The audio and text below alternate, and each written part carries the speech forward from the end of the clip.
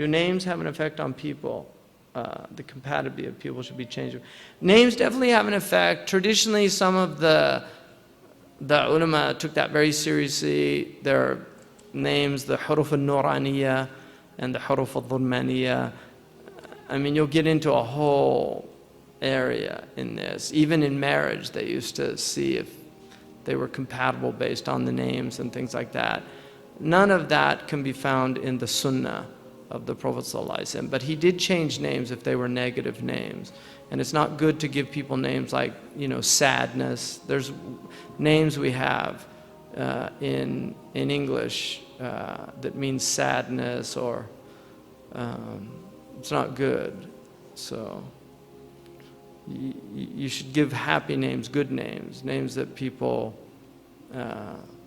names of hope. And the Prophet, if his person's name was something like bitter, he would change it to something else. Or if it was like, the Arabs had names, they had harsh names as well. But the Prophet did not change Jahili names. So if somebody comes into Islam, they don't have to change their name if the name is a good name. Especially the Hebrew names that are prophetic names, like John, doesn't have to become Yahya. If they want, that's fine. But generally, the father has a right to name the parent. And, the father, if he named the son, even if he's not a Muslim, that's his right. And so to allow them to call you by the name that they gave you is honoring them. And to refuse that and say, no, you have to call me my new name. It's not right to do that. So converts, I've had, my name was given to me, but I've had that name for almost 35 years. So, I wouldn't. But today I would tend not, unless a convert wants a new name, I would not encourage converts to change their names. I think they should just keep their names. Every culture has their own names. If you go to Pakistan, there's names Mehnaz and Shagufta, and they have names from their own culture. You don't have to Arabize everything. The Prophet ﷺ left the Arab names like Talha, it was a tree, or Fahad, right? It's an animal. I mean, that's a very Aboriginal thing. Aboriginal peoples name their children after animals. That's not something you'll find in a lot of more advanced societies. They don't use animal names anymore because they're very divorced from the natural world. But Native Americans use animal names, things like that. So what about an average Muslim teaching non-Muslims about Islam after reading, listening to scholars? That's if somebody has a level of education, yeah, they can go out. بَلِّغُوا عَنِّي وَلَوْ آيَةً.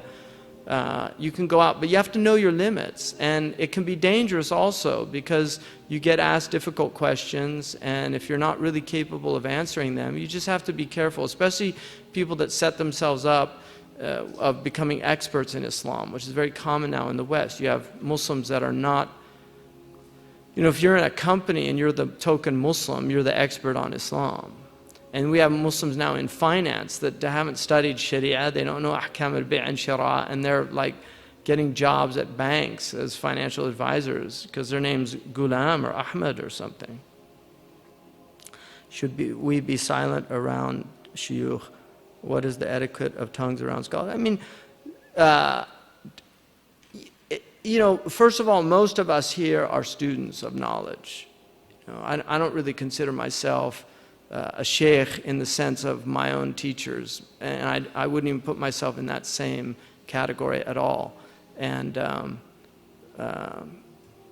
so it just depends. I wouldn't, it depends on who the people are. And Shaykh Abdullah bin Bayya he's a very relaxed scholar, so it's a little dangerous to be around him because he'll make you feel really comfortable. And I can think only of one time where I really felt like I just had really, really bad adab in front of him. And I really regretted it. So it's easy to do that, and you have to be careful. Jalali scholars are actually nicer because they don't really let you feel comfortable around them. So it just depends on the type of scholar. Some scholars are very Jamali and other ones are Jalali. But the Jalali ones are doing you a favor, generally. And then some just have a natural haiba. I mean, Dr. Omar, Hafidhullah, Dr. Omar has a natural haiba. I mean, he's had that since I was a kid. Like, I met him when I was 18 or something, and I was just like, oh my God. I mean, that's just something he has, and he doesn't laugh a lot. Dr. Omar's very Omari. He's like Imam Malik in that way. He's not, but if you get him to laugh, it's really interesting. Like I've made him, I actually make it a goal to get him to laugh sometimes just because I like to. And if he laughs, he really can laugh, Dr. Omar. But he's very sweet at the same time. He's a very gentle person, and he's a gentleman in that true sense of the word. But he does definitely have a haiba, and Dr. Winter has that as well, because he's like that. So people are different. Imam Zayd's very accessible. He's sanguine personality, and that's dangerous, because if people start thinking he's your buddy and he's your pal, and you'll tend to forget, that he's not. He's a serious. He's a qudwa, he's an imam. So it just depends on the people, and who they are. Mauritanian, the people that I studied with, the Mauritanian scholars are very relaxed. They definitely have a haiba, but they're very relaxed. People in Mauritania, they sometimes will lie down while they're taking the class. I mean, that has to do with hot climates and Bedouin culture, but they'll just sit down like this. I mean, literally.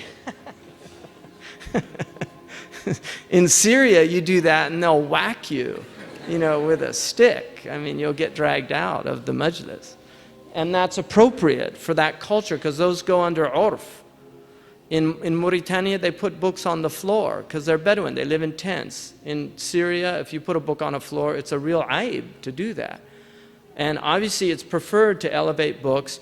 Imam Sidi Abdullah ibn Hajj Ibrahim, one of the great Mauritanian scholars, said that one of the reasons that Allah gave him a fath was he never put a book on his calf.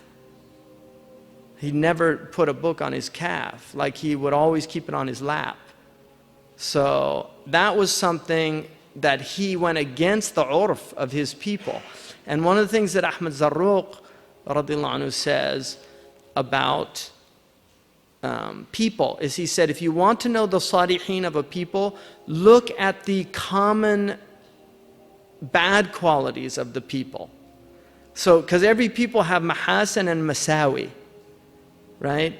Like the man, the Libyan man, who the man said to him, Libyan people, you're so good, you just have one bad quality. And he said, well, ishu. He said that. Like, you get mad quick, right? So if you meet people that don't have those masawi that are common in the people, it means they're from the Salihin of that people. You see, that they're from the Salihin. So if there's a people that have a kind of, they're arrogant by, just certain peoples have that. These are the social psychology of people, because you have individual psychology. Like, for instance, in the United States, generally, Americans as a group are arrogant. But as individuals, they tend not to be. And I think people that live amongst them will know that. They get into a group mentality, we're number one. But if you take, you'll meet people at very high levels, and it's disarming sometimes how humble. You'll meet people in very high positions, and they have a natural humility, and that's very common, especially in the older, very wealthy Americans. You'd be amazed at how modest their houses were. Whereas now you're moving into a new phase in America of the lifestyles of the rich and famous. But traditionally, I mean, you've always had those people, tend to be nouveau riche people, the Hearst, William Randolph Hearst, the Castle, and all these things. But a lot of wealthy people lived in very modest houses, traditionally. So there's social psychology is a real thing. I don't want to get into it. There's an element of stereotypical behavior, like the stereotypical Egyptian or the stereotypical Saudi or the stereotypical American. But you have to be careful with that, because it's not fair to judge people by group behavior. You should take people as individuals.